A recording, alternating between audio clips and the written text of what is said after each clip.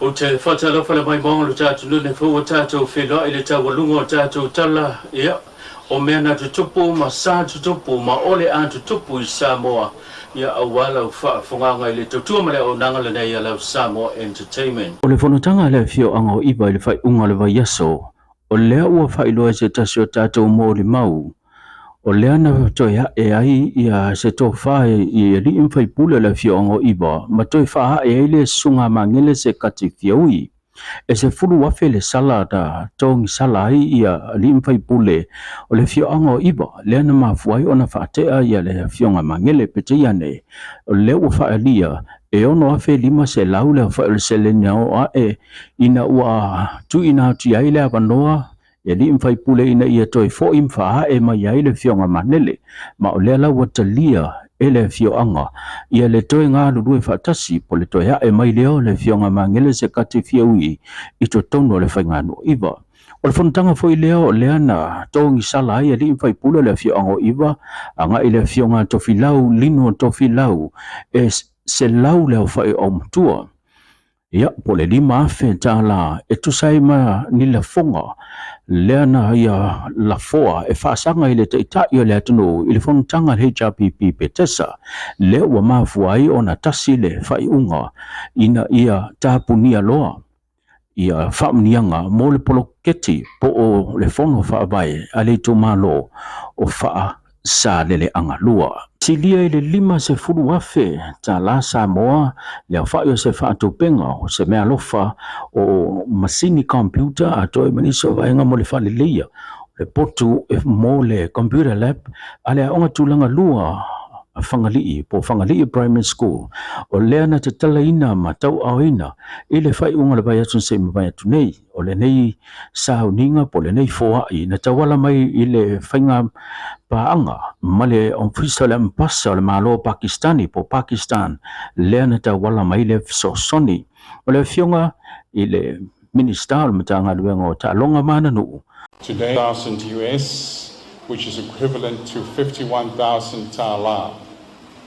This funding was earmarked specifically for the establishment of a computer lab for the children of Whangalii Primary School, our children right here.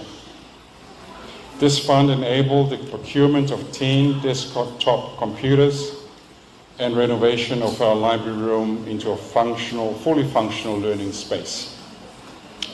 This facility, now named the Pakistan Samoa Friendship Center, is more than just a room of computers and books.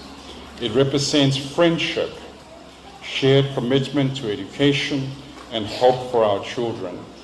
It will give them access to knowledge, digital skills, and new learning opportunities to help them succeed in today's world. O le whai unga le vai aso lea na whaatino I toe sa hau ninga o le sunga I le malo po le sunga le leo ya e vile Paulo e kueni I le malo le kalesia katoliko I le whionga moa.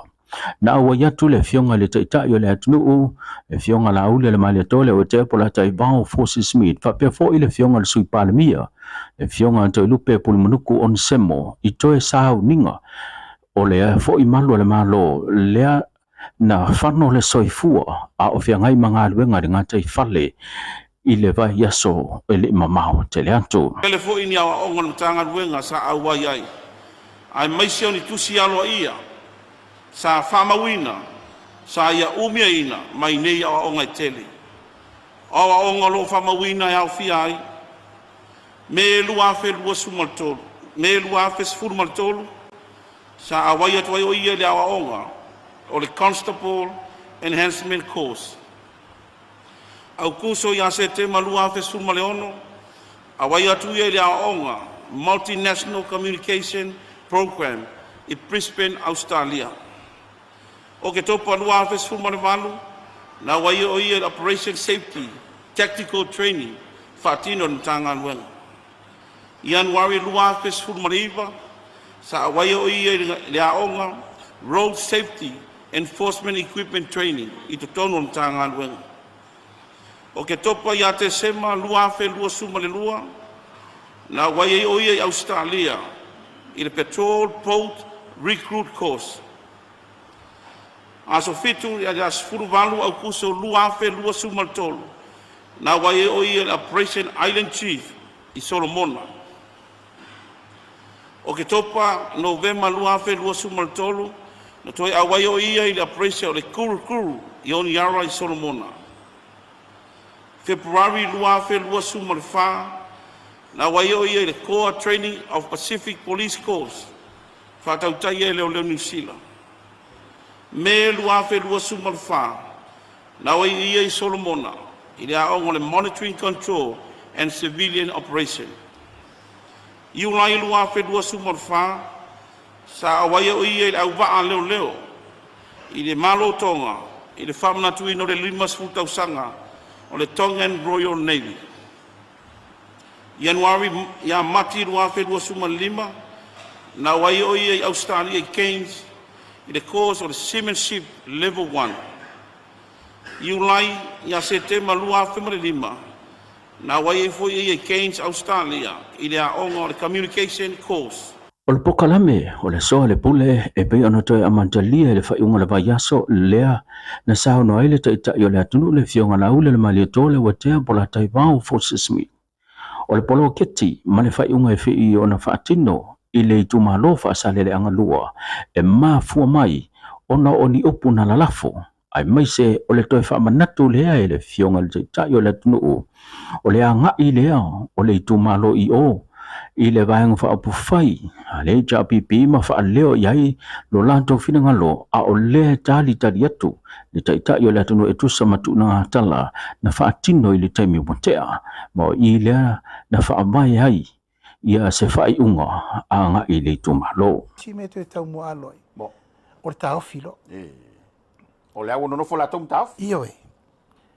I le ngangala va ia tapuala o le whaatofi le mu ma le taunu se taunu unga le lei. O te taritonu, o le whai unga sa o le taunu whai. Malo. O na lafolo le teimile nei, liu le tau whali tu malo. O le sa vatu le whaato whala inga le malo, ma le tua lalo, e o so le pule fo I mai, pei tai wale o lea, pe ono fai atu. O la ua o I tai le mea le aise so soani mo la tau e mauai. Mali.